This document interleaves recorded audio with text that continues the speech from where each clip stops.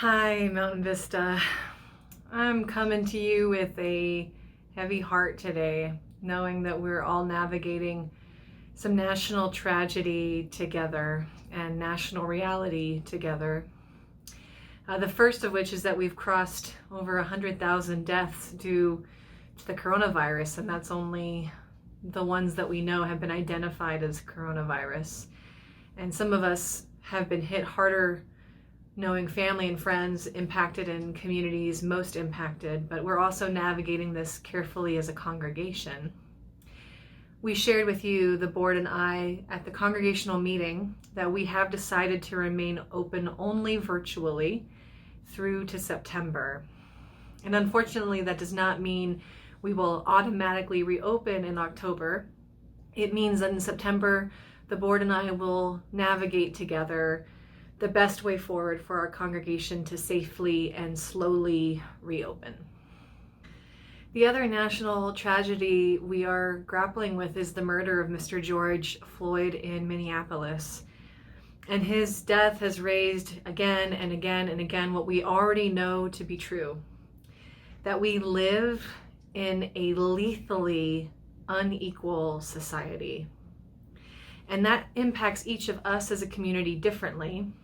And for those of us who've experienced this inequality, we know it in our bones and in our skin and have to wear it daily. And for those of us for whom that is true, we ache beside you at this time. For those of us who do not know the pain exactly in our skin and in our bones, but who know this pain has shaped all of our lives, restricted all of our well-being, denies all of us true safety and true security, and keeps all of us from being fully human, we have to regather ourselves around that truth and refuse to be fooled otherwise. So we can recommit ourselves to follow the leadership and the vision of a future that is not centered on violence and punishment as the primary means of control. And there are people with that vision of that future that we get to follow and be inspired by.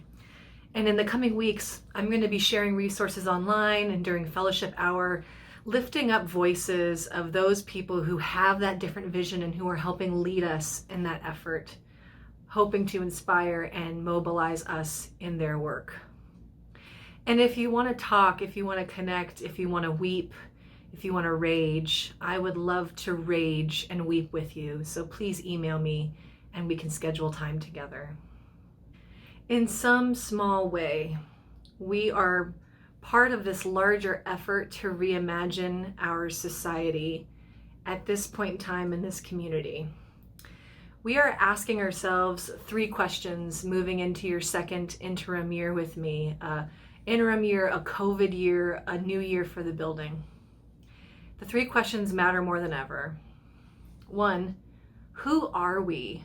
Who are we really? Do we know who we are? 2, who are our neighbors?